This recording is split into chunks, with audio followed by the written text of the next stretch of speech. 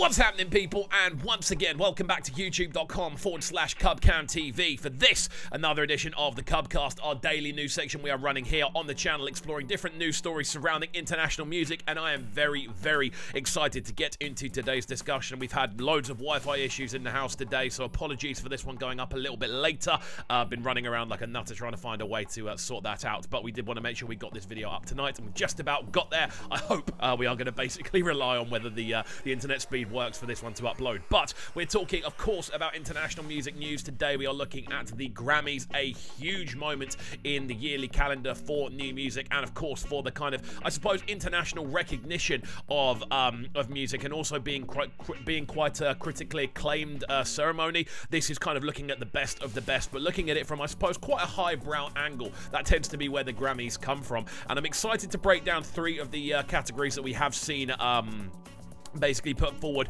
There is a category we aren't going to look at, but I will bring forward. I'm pretty sure Future has been nominated for the best rap album of the year, and that album does feature obviously a huge collaboration with both Drake and Tems. That's one of the tracks that we aren't going to be looking at in here, but because it's not really a direct kind of thing, but it is still an album that Tems has been featured on, which has been nominated for one of the Grammy Awards. I've got a sneaky suspicion it's going to win it as well.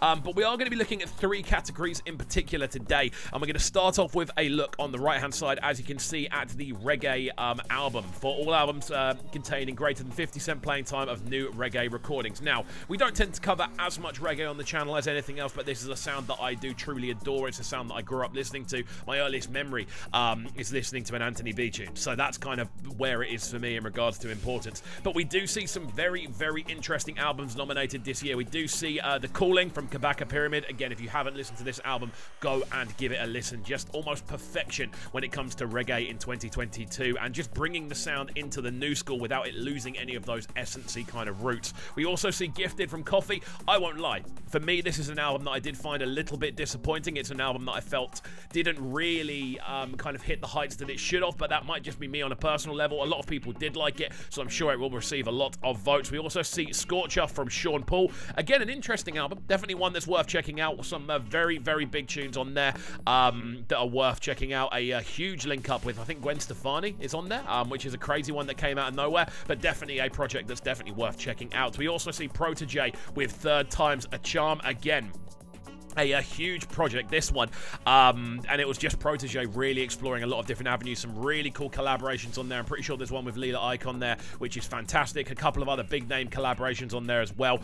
Protege for me is definitely one of the names leading, I want to say, traditional reggae expanse in 2022, and will continue to do that in 2023. Him and Chronix have been the kind of two leading lights for a while, but Kabaka Pyramid is very much on the on the chase, and I would say that out of these so far, Kabaka Pyramid's The Calling is one to check out. I've got a funny feeling the Come Fly With Me album by Shaggy is like jazz covers, but in reggae style. I've got a funny feeling that's actually what the album is. I haven't actually heard the album, but I've got a funny feeling that's what it is. I may be entirely wrong, but again, let me know in the comments down below. The next section we do want to, of course, take a look at is one that is obviously very dear to the channel, which is global music. Now, I've said numerous times, I really don't like the term global music. I think stuff can be categorized a lot better. I've always found the term global music quite lazy, considering there are kind of Latin there's Latin categories in here. There's pop, there's country, there's rock. There's loads of different sorts of sounds and styles in here. When we hear global, it tends to refer to, a lot of the time, just kind of North Africa or Africa in general. That tends to be the sort of sounds, or sort of Middle Eastern music. That tends to be where it is, and I feel everything should be kind of given its own categories. That might just be me that feels that way, but considering how many awards the Grammys give out, it's not as if they're skipping anywhere else, you know? So I feel I just feel the titling of global music is sometimes a little bit lazy, but this is for new or vocal, instrumental, global music recordings. So I need to make sure I'm getting these names right. Udero Na by Aruj Aftab and Anushka Shankar. We also see Gimme Love from Matt B and Eddie Kenzo. We also see one of the biggest records of the year on this channel, one of the most reacted to that we've had this year, and obviously the track which did lead the way for the brand new Love Domini album from BURNA, and that is, of course, Last, a huge tune at that one, which, of course, I would, out of these, it's the one that I know the most. It's the recording that I'm the most familiar with, and I feel it's a recording that did set the world on fire. I would almost expect this to win, but I'm looking at it from obviously quite a biased perspective. It's a tune that I love, and it's a tune that I've heard in the dance far too many times. It's almost become like a household name. But moving forward on that as well, we do see Never Bow Down from Rocky Dawuni featuring, I think that's Black Herd. And then we also see Baethe from Vuta Kelemen alongside Zakis Bantwini and Nomzido as the Kode. So again, interesting selections in the global music performance selection. But again, I think out of those, based on what has happened around the world and based on his success in general, I think Last from Burna Boy is a clear standout winner. But I am biased at the end of the day. We then scroll down again a little bit further, and we do see the best global music album for albums containing greater than 50% playing time of new vocal or instrumental global music recordings. Again, I just don't like the name global. I think here stuff can be categorized so much more. So again, do bear with me if I'm getting these names a little bit wrong. I've been staring at screens all day trying to fix stuff, so my eyes are a little bit gone. But we do see Shurat from Berkeley Indian, the Berkeley Indian Ensemble. We do see Love Damini from Burna Boy nominated. It would have been an absolute catastrophe, I feel, if this album wasn't nominated, especially with the title being Best Global Music Album. I think Love Damini covers 4 continents in Africa, North America, South America, and Europe. So it covers 4 continents. This is the definition of a globalized album, and I remember we were making a lot of content around that as a concept at the time. We do then see Queen of Sheba from Angelique Kidjo and Ibrahim Malouf. Again, good to see Angelique Kidjo continuing her run of incredible consistency when it comes to the sort of Grammy nominations. She gets nominated like quite regularly, from what I understand of it. We then also see Between Us live from Anushka Shankar, Metropole Orchestra, and Jules Buckley featuring Manu Delago. And then we also see Masa Takumi with Sakura. Again, I'm not familiar with the final one. I think I may have heard something off the Between Us live project, and I'm pretty sure I've heard something of the Shurat project as well. I've definitely heard something of the Queen of Sheba project from Angelique and Ibrahim. So there we go.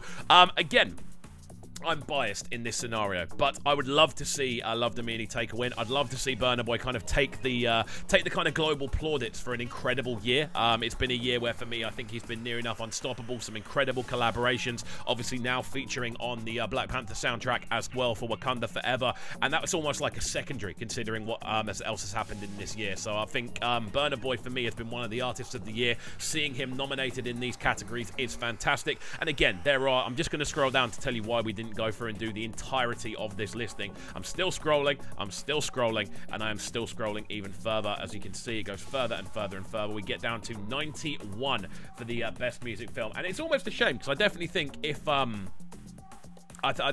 these are sort of documentaries and things like that. The best music video.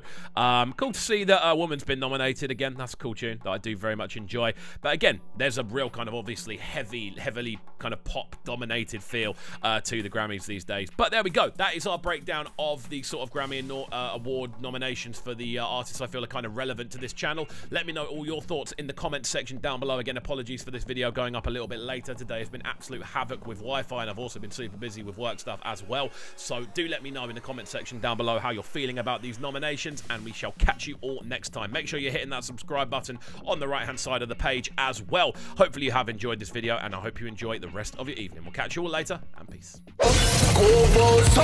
Sounding so good right now, but they're sounding a bright and yes, it's Kovu. Stay locked. CubCast TV. Your boy's still off it right here, and you're locked on to the best breakfast with man like Kovu.